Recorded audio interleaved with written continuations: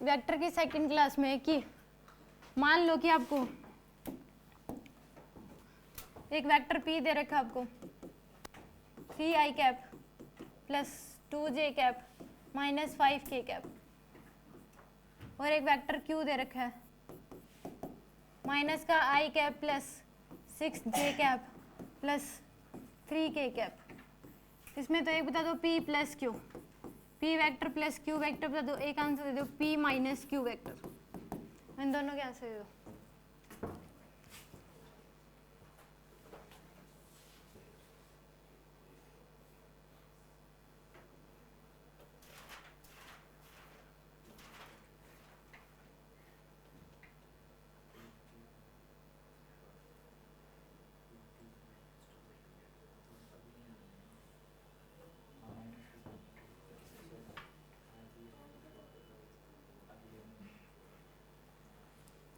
इसमें direct p plus q पूछा है तो डायरेक्ट ऐड करना है, तो 3 माइनस आई कैप कितना हो जाएगा, प्लस का 2i कैप प्लस का 8j कैप माइनस का 2k कैप। ठीक है, p माइनस q पूछा है तो q वेक्टर के सभी साइन क्या कर दो, चेंज कर दो। आप जो माइनस है उसको क्या कर दो, ये माइनस था प्लस, ये प्लस है माइनस, प्लस था माइनस, अब इनको क्या कर दो, ऐड कर दो। ठीक है, तो इसमें आंसर क्या आ जाएगा, माइनस प्लस का 4i cap minus 4j cap minus 8k cap. ठीक है, एक क्वेश्चन कर।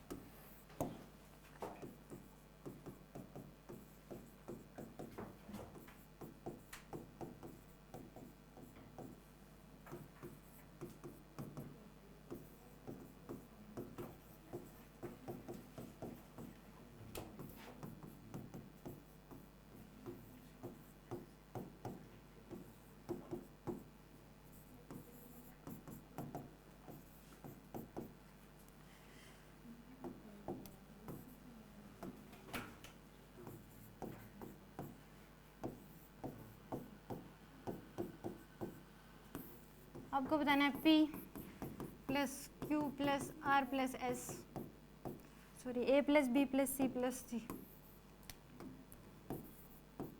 a plus b plus c plus d।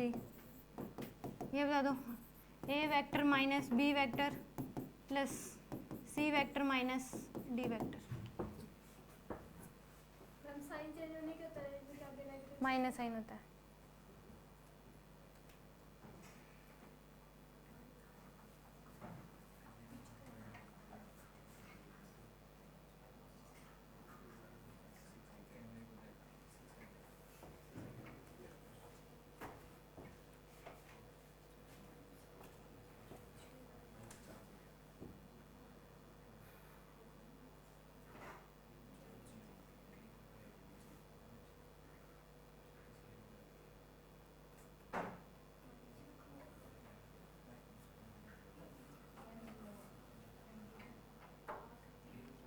ये नोटबुक थोड़ी ना है बेंच, नोटबुक पे लिख लो। तभी तो यहाँ पे ये नहीं लगवाई बाहर वाली शीट, मुझे पता है ये वाइट वाली तो ब्लू मिलती, ब्लैक मिलती।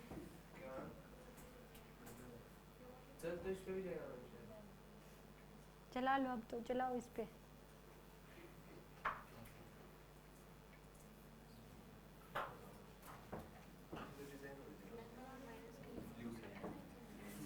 जिसके आगे माइनस है, बी के आगे माइनस है और डी के आगे।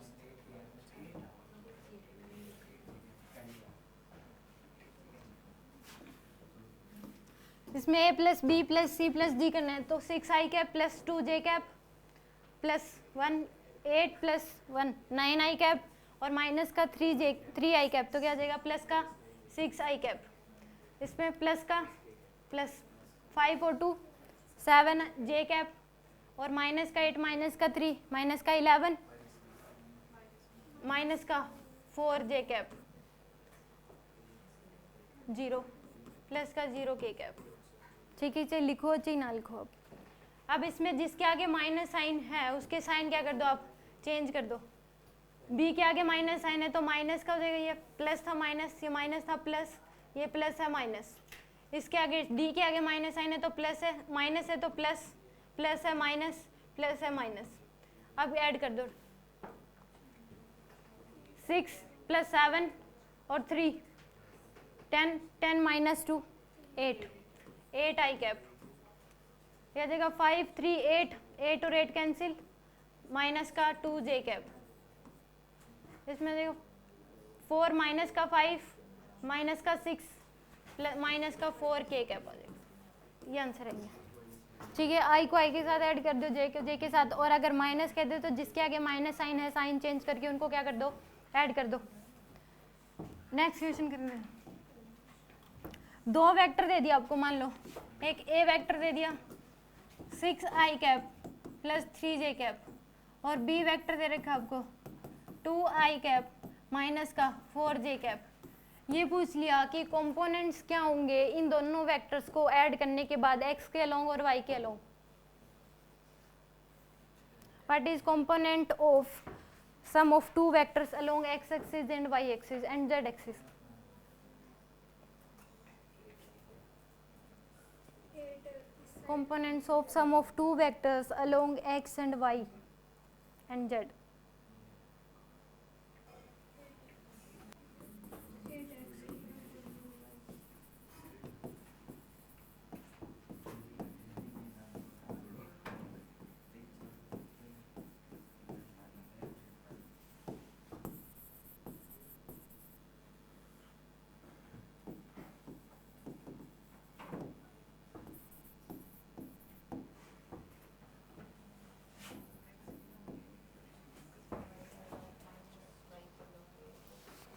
इनमें पहले इन दोनों का क्या कर दो, ऐड कर दो, a + b निकालोगे पहले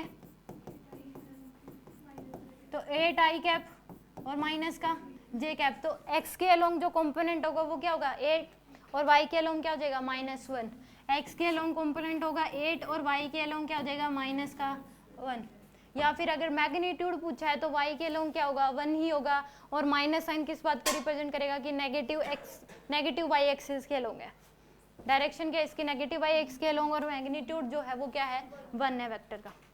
ठीक है, डिपेंड करता है अगर माइनस प्लस दोनों में आंसर दे रखा है ऑप्शंस में तो आप माइनस वाले ही करोगे क्योंकि मैग्नीट्यूड की बात नहीं हो रही होगी। फिर वहाँ पे कंपोनेंट्स ही पूछा होगा कि कंपोनेंट्स क्या आ रहा है तो वो क्या लिखोगे -1। अगर मैग्नीट्यूड पूछ लिया x और y के अलोंग मैग्नीट्यूड बताओ दोनों के वेक्टर का सम करने के बाद तो 8 और -1 आ जाएगा। ठीक है, एक क्वेश्चन दे रही हूँ, इसका आंसर देना।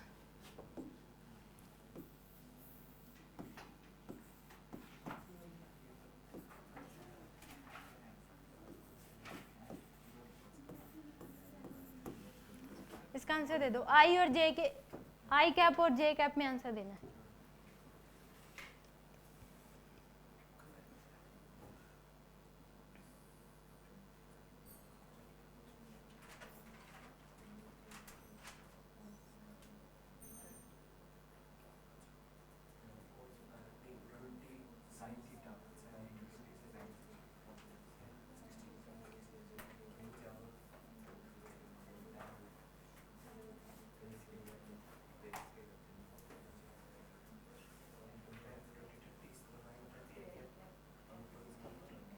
इसमें देखो ये तो ऑलरेडी एक्स एक्सिस के अलोंग है ही, इसके तो कंपोनेंट लेंगे नहीं, इसको एज इट इज ड्रॉ कर लो 20 न्यूटन को।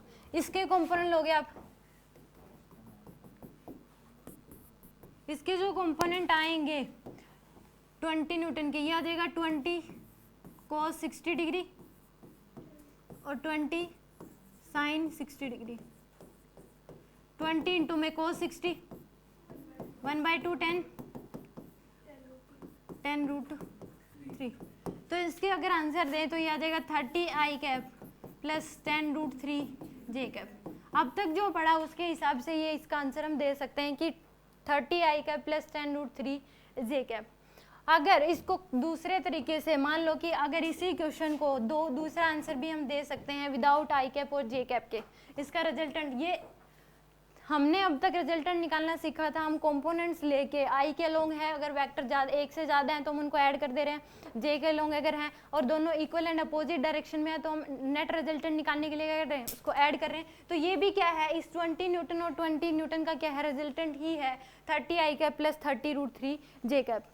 इसको करने का एक और तरीका भी है, अगर हमें क्या दे दिया, दो ही वेक्टर अगर हमें गिवन है, दो वेक्टर क्या है ए और बी, दो वेक्टर गिवन है और उनके बीच का एंगल अगर हमें गिवन है तो रिजल्टेंट निकालने के लिए फॉर्मूला होता है R equal to A square plus B square plus 2ab cos theta पूरे का अंडर रूट। ये तभी वैलिड है ये फॉर्मूला जब दो ही वेक्टर अगर हमें गिवन है, तो अगर दो से ज़्यादा वेक्टर गिवन है और फिर रिजल्टेंट निकालने के लिए बोला है तो हमें कंपोनेंट्स लेने पड़ेंगे उसके, ठीक है। अगर दो ही वेक्टर गिवन है और फिर रिजल्टेंट निकालना है तो हम, ये आंसर भी गलत नहीं है, आप ये आंसर भी दे सकते हो और इस फॉर्मूले से भी आंसर निकाल सकते हो। अगर दो वेक्टर गिवन है, उनके बीच का थीटा अगर गिवन है तो आप रिजल्टेंट निकालने के लिए फॉर्मूला अप्लाई कर सकते हो, A square plus B square plus 2ab cos theta पूरे का अंडर रूट है, ठीक है। इसी को इस क्वेश्चन इस फॉर्मूले से करके दिखा दो, क्या आंसर आएगा, क्या आएगा। इस फॉर्मूले से करना है, ए की वैल्यू भी 20 है, ए की वैल्यू भी क्या है 20 न्यूटन और बी की वैल्यू भी 20 न्यूटन है। अब इसका आंसर बता दो, इसमें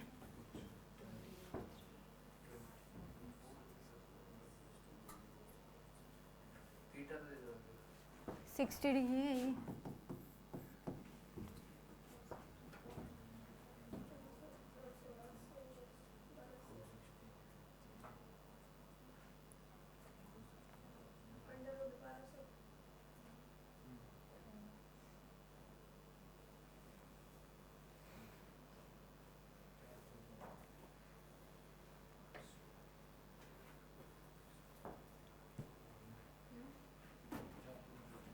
इसमें लगा दो रिजल्टेंट निकालने के लिए R equal to A square यानी कि 20 का स्क्वायर प्लस 20 का स्क्वायर प्लस 2 इंटू में 20 इंटू में 20 इंटू में कॉस 60 डिग्री पूरे का अंडर रूट।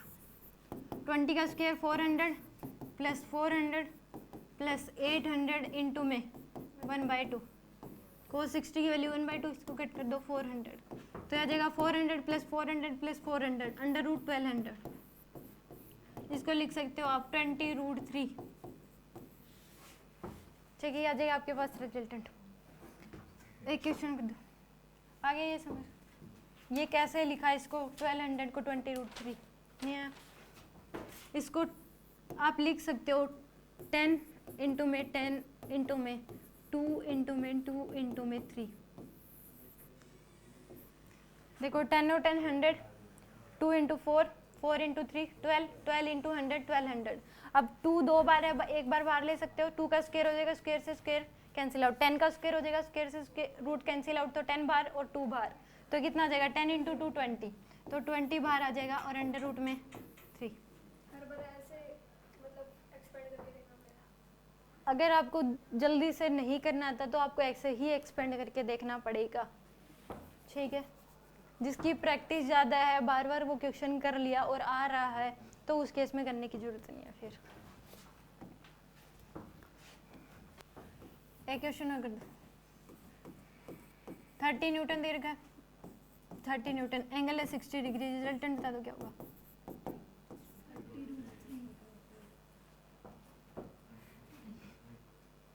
इसका भी अगर करोगे तो ए स्क्वायर यानी कि 30 का स्क्वायर प्लस 30 का स्क्वायर प्लस 2 इंटू में 30 इंटू में 30 इंटू में कोस 60 डिग्री पूरे का अंडर रूट। 30 का स्क्वायर 900 प्लस 900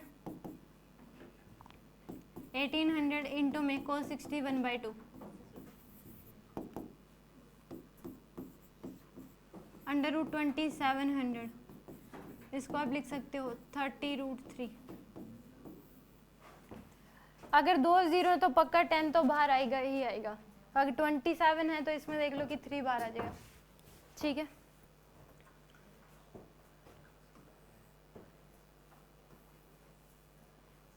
अगर 40 और 40 न्यूटन दे रखा है तो रिजल्टेंट क्या आएगा, एंगल है 60 डिग्री, तो इस केस में रिजल्टेंट क्या आ जाएगा इसका 40√3। याद रख लो कि अगर दो वेक्टर हैं जिनका मैग्नीट्यूड वाइज दोनों क्या है इक्वल हैं और उनके बीच एंगल अगर 60 डिग्री है तो रिजल्टेंट जो आएगा किसी एक को क्या कर दो √3 से मल्टीप्लाई कर दो।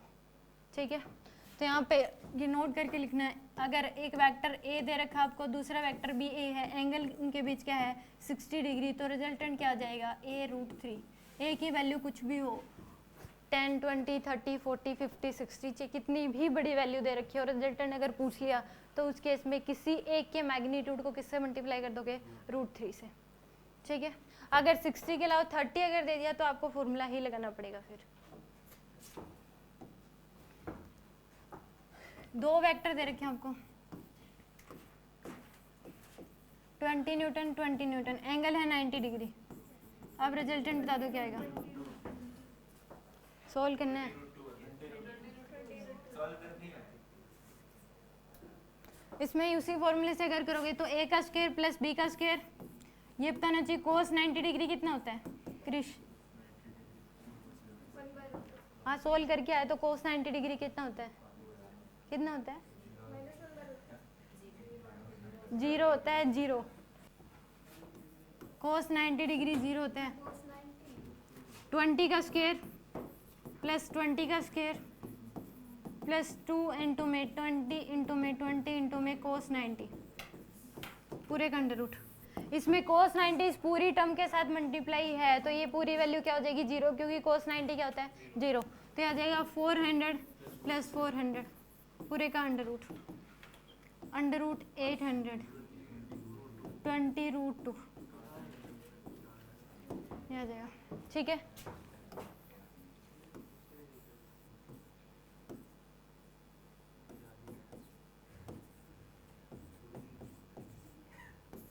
इसका रिजल्टेंट क्या क्या है? इसका रिजल्टेंट क्या आ जाएगा 50√2। अगर इस फॉर्मूले से निकालोगे तो भी आंसर क्या आएगा 50√2 ही आएगा। अगर मान लो दो वेक्टर आपको परपेंडिकुलर दे रखे हैं तो आपको 2ab cos थीटा लिखने की जरूरत ही नहीं है, क्योंकि cos 90 आएगा, cos 90 क्या होता है 0, तो ये पूरी टर्म क्या हो जाएगी 0। तो इसका स्क्वायर पूरे का अंडर रूट। ठीक है, डायरेक्ट कर दो। अब ये वाली वैल्यू लिखो ही मत, तो इसलिए रिजल्टेंट निकालते तो दो वेक्टर अगर परपेंडिकुलर होते तो हर जगह आपको डायरेक्ट करता मिलेगा a का स्क्वायर प्लस b का स्क्वायर पूरे का अंडर रूट, रिजल्टेंट आ जाएगा। क्योंकि cos थीटा cos 90 डिग्री क्या होता है 0, तो ये पूरी की पूरी टर्म मल्टीप्लाई में है तो ये पूरी की पूरी टर्म क्या हो जाएगी 0। तो यहाँ पे 50 का स्क्वायर प्लस 50 का स्क्वायर पूरे का अंडर रूट, तो 2500 प्लस 2500 तो 50√2 आ जाएगा आंसर। तो अगर दो वेक्टर अगर मैग्नीट्यूड वाइज इक्वल हैं और उनके बीच एंगल अगर 90 डिग्री है तो रिजल्टेंट क्या आ जाएगा, किसी एक के मैग्नीट्यूड को किससे मल्टीप्लाई कर दोगे √2 से मल्टीप्लाई कर दोगे। यानी कि दो वेक्टर दे रखे हैं a और a, एंगल दे रखा है उनके बीच 90 डिग्री, तो रिजल्टेंट क्या आ जाएगा a√2। ठीक है, कंडीशन यही है, दोनों इक्वल होने चाहिए, एंगल 90 डिग्री होने चाहिए।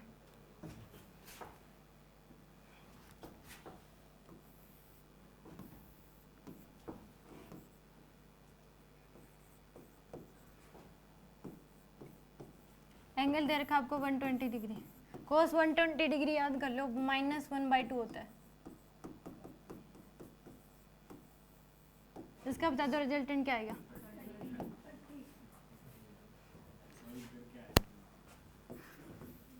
इसमें इसका स्क्वायर 30 का स्क्वायर प्लस 30 का स्क्वायर प्लस 2 इंटू में 30 इंटू में 30, cos 120 क्या होता है -1/2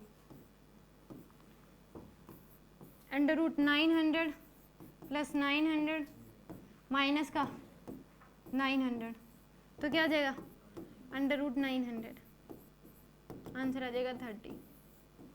ठीक है, अगर दो वेक्टर जो हैं मैग्नीट्यूड वाइज इक्वल हैं उनके बीच एंगल अगर 120 दे रखा है तो रिजल्टेंट क्या आएगा, किस मैग्नीट्यूड के इक्वल ही आ जाएगा, दोनों वेक्टर में किसी एक के मैग्नीट्यूड के इक्वल।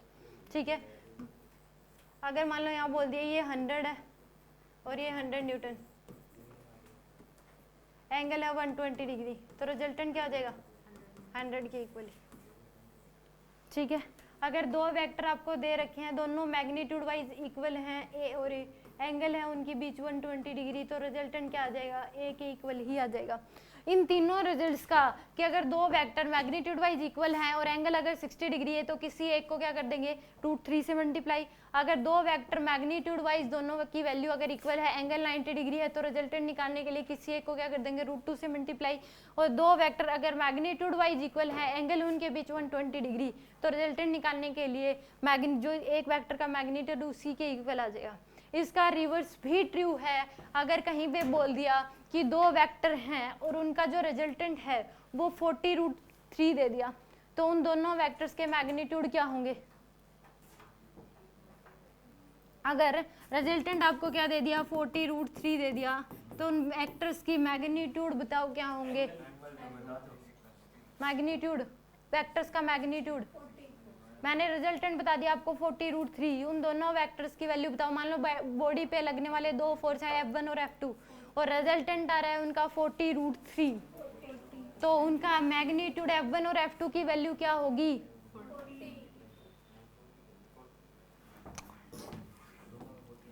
ये बोला है कि एक बॉडी पे दो फोर्स लग रहे हैं F1 और F2, क्या लग रहे हैं, F1 और F2, दो फोर्सेस लग रहे हैं इस बॉडी पे। इन दोनों फोर्सेस इस तरीके से लग रहे हैं कि रिजल्टेंट की वैल्यू आ रही है 40√3। ये पूछ लिया F1 और F2 की वैल्यू बताओ और थीटा बताओ क्या होगा। तो F1 और F2 की थीटा नहीं गिवन है, रिजल्टेंट गिवन है सीधा। थीटा तो क्या हो जाएगा, 60 डिग्री आ जाएगा। और F1 और F2 की वैल्यू क्या आ जाएगी, 40 और 40। क्योंकि अगर ये दोनों इक्वल है तो ही रिजल्टेंट क्या होगा, 40√3, और दोनों के बीच पक्का एंगल क्या होगा, 60 डिग्री। तो आप श्योर हो जाओ कि कहीं पे भी आपको ऐसा रिजल्टेंट दे दिया और मैग्नीट्यूड या फिर थीटा पूछ लिया तो आप डायरेक्ट बता सकते हो कि रिजल्टेंट क्या होगा, 40 और 40, थीटा क्या हो जाएगा, 60 डिग्री। अगर ये बोल दिया कि रिजल्टेंट जो दे रखा है आपको 200√2 दे रखा है, थीटा क्या होगा, 90 डिग्री, थीटा की वैल्यू क्या आ जाएगी, 90 डिग्री। वरना इसको करोगे तो सीधा आपको फॉर्मूला ही लगाना पड़ेगा, R = a² + b² + 2ab cos theta पूरे का अंडर रूट। आपको रिजल्टेंट गिवन है, थीटा आपको निकालना है, तो पहले आपको वेक्टर्स निकालने पड़ेंगे। थीटा में 120 भी हो सकता है कि दोनों ही फोर्स है और एंगल वही होगा, क्या हो गया, जैसे कि 200√2 तो ये हो गया फोर्स, फोर्स नहीं है ये रिजल्टेंट है, बाकी फोर्स ले लिया आपने दोनों, हाँ, और एंगल 120 है, एंगल 120, हाँ, तो रिजल्टेंट तो 200√2 ही आएगा। तो फिर मैंने बोला ही जब रिजल्टेंट है, मैंने फोर्स बोला ही नहीं कि फोर्स की वैल्यू 200√2 है। अगर मैं ये बोलती कि दो फोर्सेस हैं जिनकी वैल्यू दे रखी है आपको 200√2 और 200√2, और हाँ बताओ, आप समझाओ, कोई ना बताओ। दो वेक्टर है मैम, दो वेक्टर है, हाँ दो वेक्टर है, बताओ किस तरीके से ड्रॉ करूँ। एक इधर ड्रॉ कर दिया 120 डिग्री का मैम, 200√2 और एक इधर ड्रॉ कर दिया, ठीक है 200√2, एंगल 120 हो गया, एंगल 120 हो गया, फिर इनका रिजल्टेंट भी तो 200√2 ही आएगा। हाँ आएगा। तो अब आपने इसका रिजल्टेंट दे दिया 200√2, इसका थीटा बताना है तो 120 भी हो सकता है।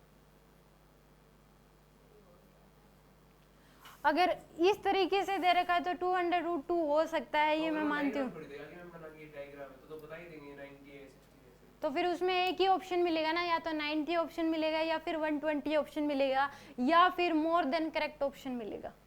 मतलब ये बोलेगा अगर दोनों ही दे दिए तो उस केस में मोर देन 2 ऑप्शन करेक्ट मिल सकता है आपको, ठीक है। अगर इसमें रिजल्टेंट देके अगर वेक्टर्स का मैग्नीट्यूड पूछ लिया तो 200 और 200 ही आएगा, ठीक है। यहाँ पे रिजल्टेंट दे रखा आपको 200√2, तो उस केस में दोनों वेक्टर्स की, आपका अगर क्वेश्चन ये है कि अगर रिजल्टेंट दे दिया 200√2 तो उस केस में पक्का यही होना चाहिए कि दोनों वेक्टर्स की वैल्यू 200√2 और 200√2 होनी चाहिए। फिर समझ गए।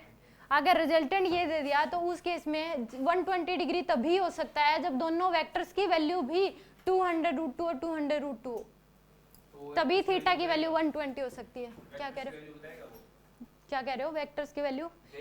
देखो ये इस वाले क्वेश्चन में 2 या 3 क्वेश्चन बन सकते हैं। एक तो ये 200√2 दे दिया, ये पूछ सकता है थीटा की वैल्यू बताओ, तो इसमें 90 भी हो सकता है, और 120 तब होगा जब दोनों वेक्टर्स की वैल्यू ये बननी चाहिए 200√2 और 200√2, तब थीटा 120 भी हो सकता है, ठीक है। वो तभी 120 आप तभी लोगे जब उसने कहा है कि दो वेक्टर्स हैं जिनका मैग्नीट्यूड जो है 200√2 और 200√2 है और रिजल्टेंट भी 200√2 आ रहा है, तो थीटा क्या होगा, तो थीटा की वैल्यू आ जाएगी 120 डिग्री।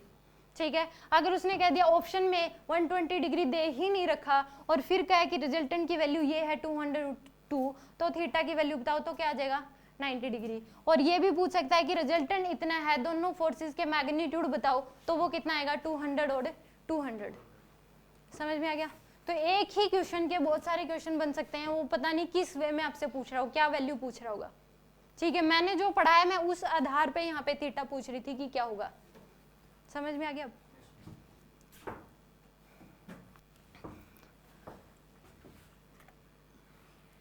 इसमें एक क्वेश्चन कर दो।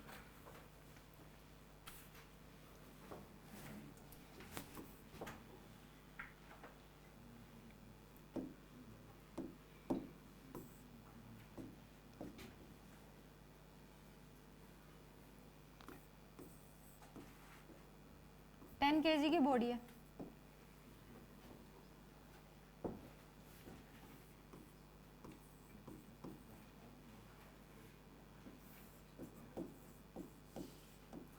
दो फोर्सेस लग रहे हैं 20 न्यूटन और 20 न्यूटन, एंगल है दोनों के बीच 90 डिग्री। एक्सेलरेशन क्या होगा इस ब्लॉक का, ये बताना है।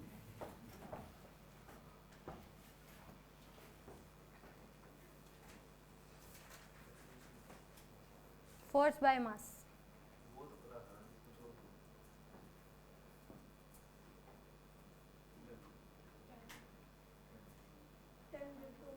Ten root to.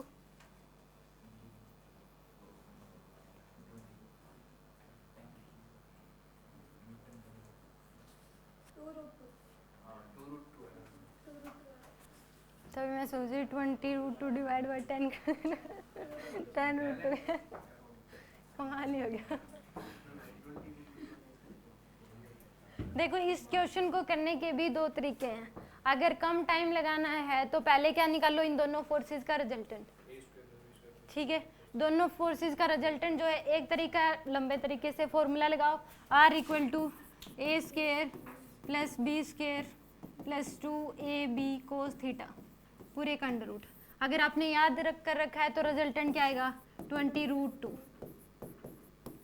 ठीक है, ये आ गया आपके पास। यहाँ पे रिजल्टेंट ही नेट फोर्स है, नेट फोर्स कितना आ गया इस पे 20√2। ये क्या है, नेट फोर्स की वैल्यू है, एफ नेट की वैल्यू आ गई आपके पास 20√2। और फोर्स क्या होता है, सॉरी एक्सेलरेशन निकालना है, तो एफ = क्या होता है, मास इंटू एक्सेलरेशन। तो एक्सेलरेशन की वैल्यू क्या हो जाएगी, force by mass, net force by मास। तो नेट फोर्स कितना है 20√2 और मास कितना है 10, तो आंसर क्या हो जाएगा 2√2 मीटर/सेकंड²।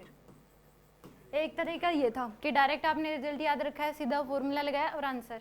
एक तरीका कि इस फोर्स की वजह से एक्सेलरेशन निकालो, इस फोर्स की वजह से एक्सेलरेशन निकालो, फिर नेट एक्सेलरेशन निकालो। मतलब कि इसकी वजह से a1 का एक्सेलरेशन आया इस डायरेक्शन में, यानी कि a1 की वैल्यू क्या आ जाएगी 20 डिवाइड बाय में 10, 2 डायरेक्शन क्या होगी इस डायरेक्शन में, और एक एक्सेलरेशन आएगा ऊपर की तरफ 20 की वजह से, इस फोर्स की वजह से, F2 की वजह से। ये A2 की वैल्यू क्या आएगी 20 डिवाइड बाय 10, कितना आएगा 2 मीटर/सेकंड²। किस डायरेक्शन में, ऊपर की डायरेक्शन में। अब दो एक्सेलरेशन आ गया, एक इस डायरेक्शन में और एक अपवर्ड डायरेक्शन में। अब इन दोनों का क्या निकाल लो, रिजल्टेंट निकाल लो इस फॉर्मूले से, और सीधा भी निकाल लो। ये दोनों परपेंडिकुलर आ रहे हैं दोनों एक्सेलरेशन, तो किसी एक को √2 से मल्टीप्लाई कर दो, तो नेट एक्सेलरेशन जो आएगा, दोनों के मैग्नीट्यूड वाइज दोनों क्या हैं इक्वल हैं और दोनों क्या एक दूसरे के परपेंडिकुलर है, तो नेट निकालने के लिए किसी एक को क्या कर दोगे √2 से मल्टीप्लाई, तो 2√2 मीटर/सेकंड²। इंडिविजुअल निकालने पे भी आंसर वही आ रहा है और शॉर्टकट से भी वही आ रहा है। ठीक है, इसी क्वेश्चन को आप 2-3 टाइप से कर सकते थे, 2-3 तरीके से, लंबा तरीका या फिर छोटा तरीका। ठीक है, अब मान लो कि आपको 2 वेक्टर्स दे दिए, नेक्स्ट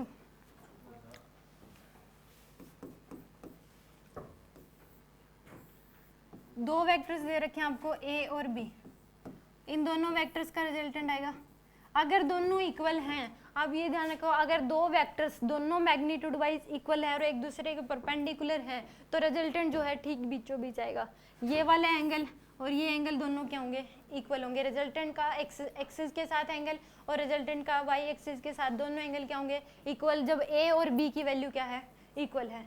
तो यहाँ पे ये रिजल्टेंट आएगी, ये पूछ लिया θ1 और ये क्या है θ2। अगर दोनों इक्वल नहीं है तो फिर तो अगर दोनों इक्वल है, ए और बी दोनों क्या है इक्वल है, मान लो इस तरीके से दे दिया कि ए और बी, जो ये भी ए है ये भी ए है, ये रिजल्टेंट है।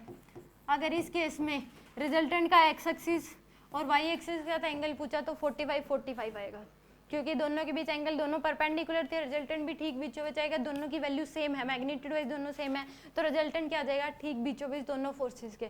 तो ये एंगल और ये एंगल, ये भी कितना होगा 45 डिग्री और ये भी क्या होगा 45 डिग्री।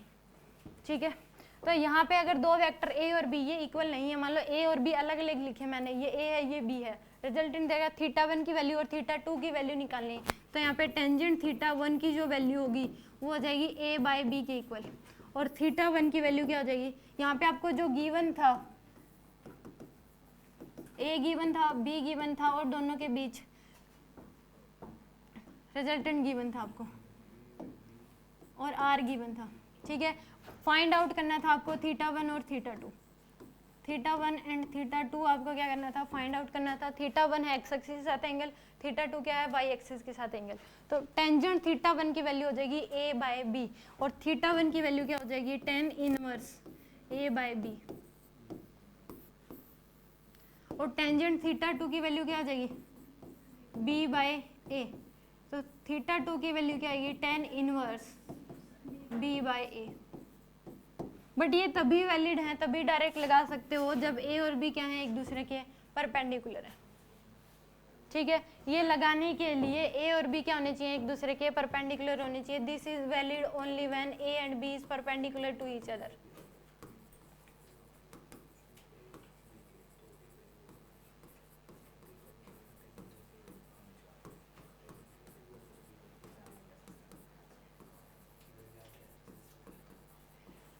ए और बी एक दूसरे के परपेंडिकुलर होंगे तो ही आप डायरेक्ट ये लगा सकते हो। ठीक है, एक क्वेश्चन करके दिखा दो।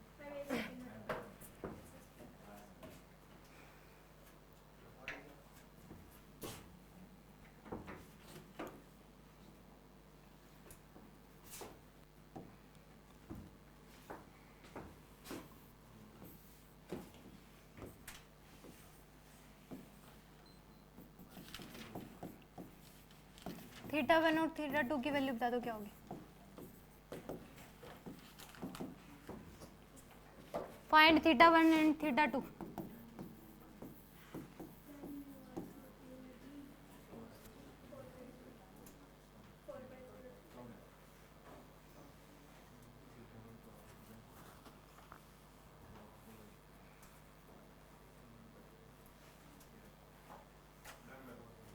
क्या आ रहा है 37 और 53 आंसर आने चाहिए थे। यहाँ पे θ1 अगर निकालना है तो टेंजेंट θ1 की वैल्यू क्या हो जाएगी 4/3। तो θ1 ये भी आंसर दे सकते थे tan इनवर्स 4/3, बट अगर वैल्यू पता है 4 टेंजेंट θ1 की वैल्यू 4/3 है तो पक्का आप श्योर हो जाओ θ1 की वैल्यू क्या है 53 डिग्री। तो θ1 की वैल्यू क्या हो जाएगी 53 डिग्री। ठीक है, और टेंजेंट θ2 की वैल्यू अगर निकालनी है तो क्या आ जाएगी 3/4। θ2 की वैल्यू आ जाएगी tan इनवर्स 3/4, या फिर ये कह सकते हो θ2 क्या होगा 37 डिग्री। जिनकी वैल्यू अगर पता होगी उसमें इस तरीके से नहीं मिलेगी आपको, डायरेक्ट थीटा ही मिलेगा 37, 53, 45, 60 या 30। ठीक है, एक क्वेश्चन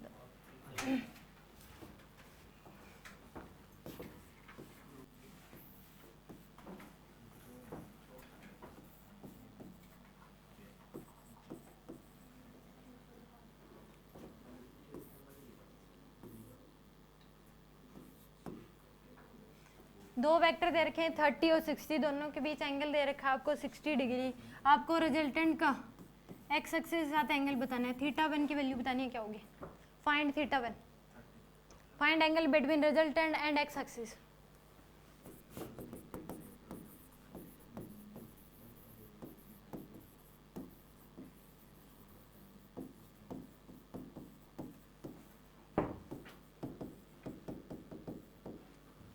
ये भी कह सकते हो find resultant of X axis. Resultant और एक्स एक्सिस के बीच का एंगल, सॉरी, रिजल्टेंट और एक्स एक्सिस के बीच का एंगल क्या होगा ये बताना है आपको, theta of R with X axis.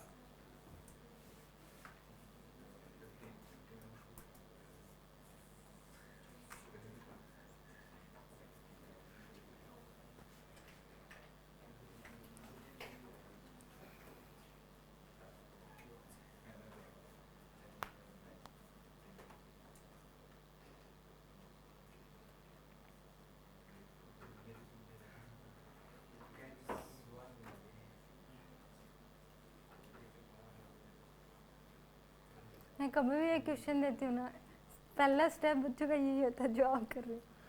हर कभी भी मैंने मतलब 3-4 सालों में पढ़ाते हैं, हर बार इसी तरीके से करते हैं जिस तरीके से ही करिए।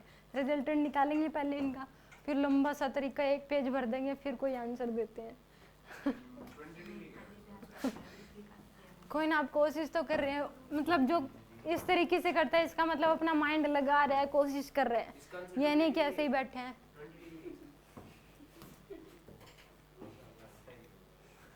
देखो इसमें जो अभी पढ़ा उसके आधार पे कि टेंजेंट थीटा करके हम कैसे निकालें, क्योंकि वो वाला तरीका तभी वैलिड था जब ए और बी परपेंडिकुलर, बट यहाँ पे परपेंडिकुलर नहीं है। तो इसके लिए हम पहले क्या कर लेंगे, इन दोनों वेक्टर्स को परपेंडिकुलर बना लेंगे। ये ऑलरेडी एक्स एक्सिस पे है, इसको ड्रॉ कर लो इधर 60 न्यूटन। अब इसके 2 कंपोनेंट लो, एक एक्स के लॉन्ग आएगा, एक वाई के लॉन्ग, क्योंकि एक्स एक्सिस साथ एंगल कितना दे रखा है 60 डिग्री, तो ये क्या आ जाएगा कोस कंपोनेंट, और ये क्या होगा साइन कंपोनेंट। ये आ जाएगा 30 कोस 60 डिग्री और ये आ जाएगा 30 साइन 60 डिग्री। तो 30 कोस 60 डिग्री 15, तो इधर ड्रॉ कर लो 15, और 30 साइन 60 डिग्री 15√3, ऊपर की तरफ ड्रॉ कर लो 15√3। ठीक है, इसको बता दो। अब दोनों वेक्टर जो हैं एक दूसरे के परपेंडिकुलर है, तो रिजल्टेंट क्या आएगा, मतलब इधर कहीं रिजल्टेंट आया, ये वाला एंगल बताना था θ1, तो यहाँ पे टेंजेंट θ1 की वैल्यू क्या आ जाएगी, दिस अपॉन दिस, तो 15√3 बाय में 60 + 15 75, ये आ जाएगा। θ1 की वैल्यू क्या आ जाएगी आपके पास, tan इनवर्स 15√3 बाय 75। ठीक है, इसको कट भी कर सकते हो, सोल्व करना पड़ेगा, कोई एग्जैक्ट वैल्यू तो आ नहीं रही।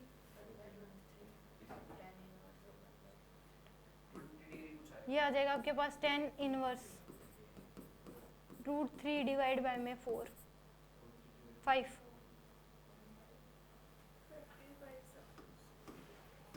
5 आएगा, √3 डिवाइड बाय में 5, tan इनवर्स √3 बाय में 5। θ1 की वैल्यू क्या आ जाएगी, √3 डिवाइड बाय 5, और θ1 की वैल्यू क्या आ जाएगी, tan इनवर्स √3 बाय में 5। इसके अलावा अगर वैल्यू होती है ना 30 60, जो वैल्यू आप निकाल नहीं सकते, वो अगर उसकी फॉर्म में आपको आंसर दे रखा होगा तो लिखा होता है कि ये वाली वैल्यू होगी। अगर मान लो आपका आंसर ये वाला आ रहा है √3/5, तो वहाँ पे लिखा होगा कि टेंजेंट 20 डिग्री √3/5, या फिर इसका आंसर मान लो 30 डिग्री या फिर 40, अगर 15 डिग्री आ रहा है, θ1 की इसकी वैल्यू जो होगी, थीटा की वैल्यू अगर टेंजेंट 15 डिग्री की वैल्यू अगर √3/5 है, तो वहाँ पे लिखा हुआ कि थीटा 15 डिग्री की वैल्यू जो है वो √3/5 होगी। डिपेंड करता है कि आंसर किस पैटर्न में दे रखा है, वो भी इतना मतलब एग्जामिनर बनाने वाला भी सोचता है कि कहाँ तक ही बच्चा निकाल सकता है और कहाँ तक सिलेबस में गिवन होता है। तो उस केस में अगर इस फॉर्मेट में पूछ रखा है तो आपको इसी फॉर्मेट पे आंसर मिलेंगे, ऑप्शंस मिलेंगे। अगर डिग्री की फॉर्म में आंसर दे रखे हैं तो उस केस में आपको फिर मिलेगा, अगर कोई वैल्यू आपको नहीं पता उसके अलावा कोई वैल्यू दे रखी है तो। ठीक है, एक क्वेश्चन और कर दो।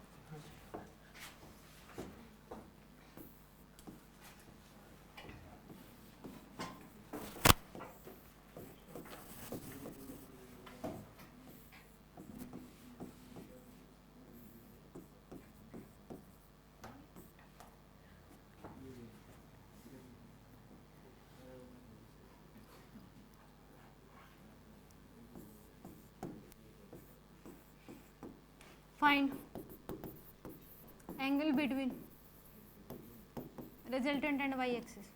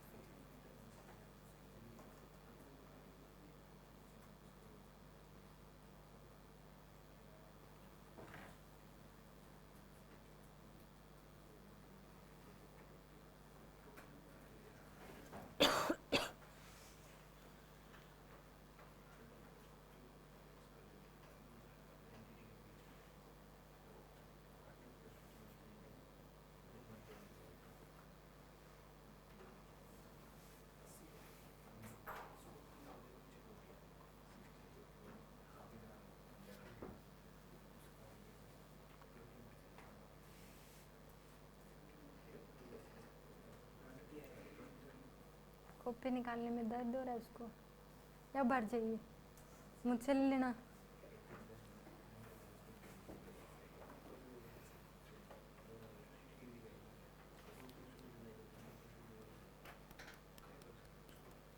इसमें देखो पहले ये दोनों वेक्टर तो क्या है, एक्स एक्सिस और वाई एक्सिस पे हैं ही। इन चारों वेक्टर के क्या बना लो, दो ही वेक्टर जो एक्स और वाई के लोगों परपेंडिकुलर बना लो चारों वेक्टर्स को एक दूसरे के। वाई के 80 ऊपर वाई एक्सिस ही होता है। मैम ये तो 60-60 कैसे हो सकता है? ओह सॉरी, इसको 30-30 कर लो, ये ध्यान नहीं रहा मुझे। ऐसे कैसे निकल गया आपका?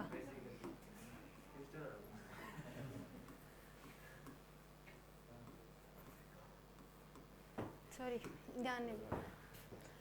इसमें 30-30 कर लो, ये क्या हो जाएगा 80 और ये भी 80। इन दोनों को तो ऑलरेडी बना लो 80 और 80। क्या कह रहे हो? 30 डिग्री है आंसर, 30 आएगा। देखते हैं इसके कंपोनेंट लो, ये क्या आ जाएगा 40 कोस 30 डिग्री और इधर क्या आएगा 40 साइन 30 डिग्री। 40 कोस 30 डिग्री 20√3, तो इधर ड्रॉ कर लो 20√3। ऊपर क्या आ जाएगा 20। ठीक है, इसके कंपोनेंट ले चुके आप। इसके कंपोनेंट आ जाएंगे 40 कोस 30 डिग्री और इधर आ जाएगा 40 साइन 30 डिग्री। 40 कोस 30 डिग्री 20√3 ऊपर और नीचे कितना आ जाएगा 20। रिजल्टेंट का वाई एक्सिस के साथ एंगल पूछा था, तो यहाँ पे टेंजेंट थीटा की वैल्यू क्या आ जाएगी 100 + 20√3। ये फोर दोनों इक्वल है वेक्टर। कौन से? 80 और +20 100 + 20√3 में, और ऊपर भी है और परपेंडिकुलर है तो 45 डिग्री नहीं होगी। हाँ तो फिर वही होगा, मैंने तो बताया ही नहीं अभी तक। यह आ जाएगा 100 + 20√3। सीधा भी बता सकते हो, लिखने की जरूरत है नहीं, दोनों इक्वल हैं। रिजल्टेंट बीचों भी जाएगा, दोनों एंगल 45 है। एक्स एक्सिस के साथ भी पूछ लो चाहे वाई एक्सिस के साथ। यहाँ पे टेंजेंट थीटा की वैल्यू क्या आएगी 1 के इक्वल आएगी, तो थीटा की वैल्यू क्या आएगी 45 डिग्री। वो भी ऐसे ही कर, वो भी सही, बस करने का आना चाहिए, करना आना चाहिए। हाँ बस करना ना चाहिए, अगर फोन नहीं हो तो कैल वैसे फोन पे यूज ही नहीं कर रहा हूँ। कोई ना, स्क्रीन टाइम नहीं, सुबह 3 मिनट है सुबह से। कोई ना, आप थोड़े इंटेलिजेंट हो तो मैं थोड़े ज्यादा है ना, ज़्यादा, मतलब वही कह रही थी मैं, थोड़े से ज़्यादा हो तो नॉर्मल से। एंगल क्या आ जाएगा 45 डिग्री। यस आपकी काबिलियत वहाँ बैठ के पढ़ने की थोड़ी नहीं है, यहाँ पढ़ाने की है, तो आप जल्दी आओ यहाँ पे। इतनी भी नहीं है। पहले मैं पेपर देंगे फिर देखेंगे। समझ में आ गया ये क्वेश्चन? अब मान लो कि एक वेक्टर दे दिया आपको, बस एक लास्ट बात है, 3i कैप + 4j कैप। एक वेक्टर दे दिया 3i कैप + 4j कैप। ये पूछ लिया find angle of a vector with X axis. Find angle of a vector with X axis and Y axis. X axis और Y axis के साथ angle बता दो, ए वेक्टर का क्या होगा। यानी कि इसको करने के लिए ए वेक्टर दे रखा है 3i cap plus 4j cap, तो इसको ड्रॉ करोगे ऐसे, x के अलोंग कंपोनेंट क्या होगा 3, y के अलोंग क्या हो जाएगा 4, तो रिजल्टेंट इधर कहीं आएगा। इसका x और y के साथ एंगल पूछा है, तो x के अलोंग θ1 और y के अलोंग क्या हो जाएगा θ2, तो टेंजेंट θ1 की वैल्यू क्या आ जाएगी 4/3, तो थीटा की वैल्यू क्या आ जाएगी 53 डिग्री, और टेंजेंट θ2 की वैल्यू क्या आ जाएगी 3/4, तो θ2 की वैल्यू क्या आ जाएगी 37 डिग्री। ठीक है, आगे समझ।